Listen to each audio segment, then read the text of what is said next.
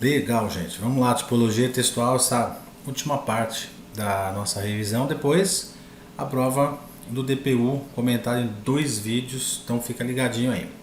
Tipologia textual. Nós temos 3 tipos de textos, né? Essa tipologia textual está lá na prova de vocês, está no edital de vocês, né? Normalmente as bancas não perguntam muito, mas está lá no edital, vamos comentar um pouquinho aqui. 3 tipos de textos: narrativo, descritivo e dissertativo, não necessariamente nesta ordem. Cada um tem uma característica. Vamos trazer a questão aqui e a gente já vai direto ao assunto. O trecho: o advogado foi imediatamente abordado por sua secretária, indagando-o sobre o resultado da reunião quando chegou ao escritório naquela tarde. Esse texto segundo a banca, está perguntando se é predominantemente narrativo. Resposta: sim. Por quê? O que é um texto narrativo? É óbvio que o texto narrativo ele narra uma situação, aí tem uma narração, óbvio, né? Mas as características da narração: você tem um ambiente, né? Você ter essa situação de tempo, você perguntar para o texto o que foi que aconteceu. Então eu chego para o texto e pergunto o que houve, né? O que aconteceu. Aí ele vai me contar: olha, o que aconteceu é que o advogado foi imediatamente abordado por sua secretária. Se houve um fato, se ocorreu um fato, é óbvio que esse fato tem um ambiente, tem um espaço físico, tem um espaço geográfico.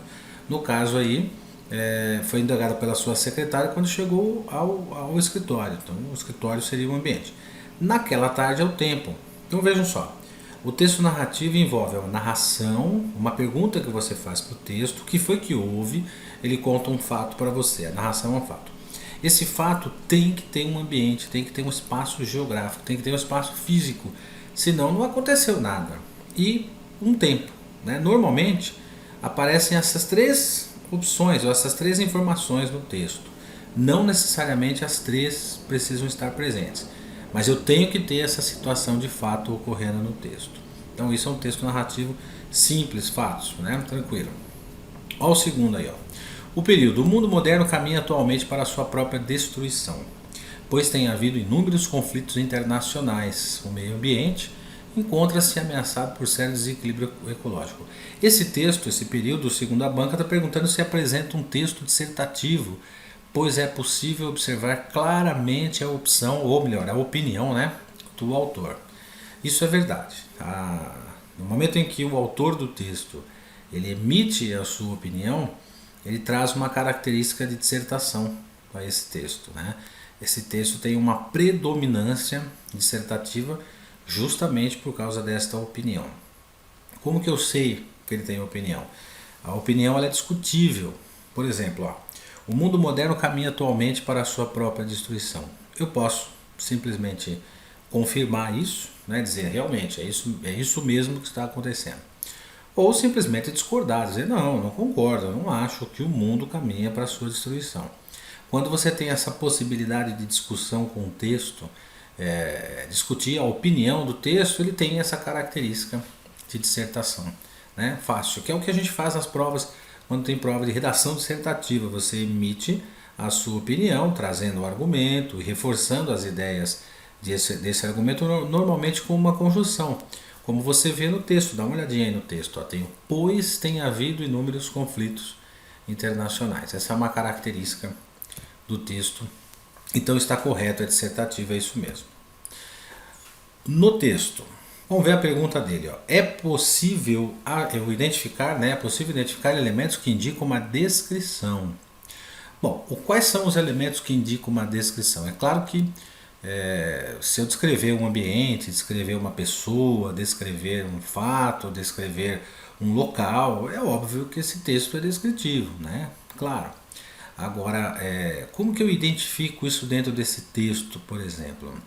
Você, para identificar um texto descritivo numa prova de concurso público, normalmente o examinador ele vai te direcionar para os adjetivos. Que é quando você coloca adjetivo, você traz, como posso dizer assim, uma emoção ao texto. Essa emoção, naturalmente, é uma emoção técnica.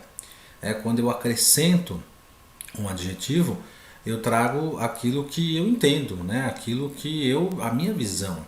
Então, por exemplo, aquela porta é linda. Na minha opinião, ela é uma porta linda. Para você pode não ser, a colocação desse adjetivo, ela traz essa característica de descrição. É óbvio que se aparecer um adjetivo, dois adjetivos no texto, ele não é um texto predominantemente descritivo. Para que haja a predominância da descrição, eu preciso ter uma quantidade razoável de adjetivos. Então eu separei para vocês aqui o seguinte: está correto, e vamos ver por quê. Olha, aqui está o texto. Isso que você está vendo aí em vermelho, nós estamos mostrando, quer dizer, o texto está mostrando que é a parte dos adjetivos. Se você tirar isso do texto, olha, você vai começar assim, ó: não há termos mais apropriados para classificar a lei. Eu posso manter esse apropriado, mas eu posso tirar o horrorosa, por exemplo. Ó.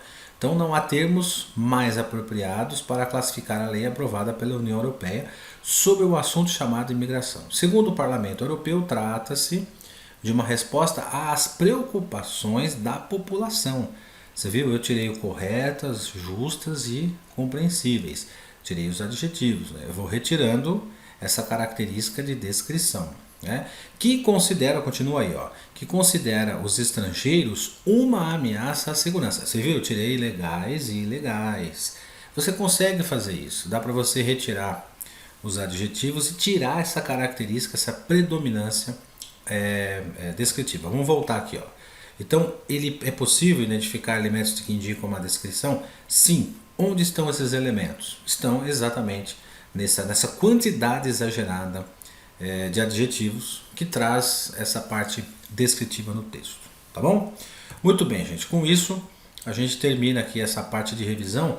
Eu vou, conforme havia dito, a gente vai postar daqui a pouquinho a revisão, ou melhor, a correção, os comentários da prova do DPU na sua íntegra. Vou dividir em dois vídeos, tá bom? Lá a gente vai se encontrar de novo e para encerrar essa nossa parte de revisão eu vou colocar essa interpretação da prova do DPU em janeiro, feita pelo CESP-NB, por essa empresa, por essa organizadora, e provavelmente, entendo eu, é claro que é só um entendimento, é lógico que é só um palpite, eu creio que o examinador vai partir mais ou menos desse princípio, a prova vai ficar mais ou menos igual a isso aí, se eu não estiver enganado, obviamente, porque vindo do examinador a gente tem que duvidar, sempre verificar o que ele vai colocar depois, e à medida que ele vai colocando as provas, vai fazendo, a gente vai analisando, mas a tendência é que o CESP siga realmente esse contexto, tá bom? Então daqui a pouquinho a gente está com a prova do DPU, tá legal? Bons estudos, obrigado pela sua atenção.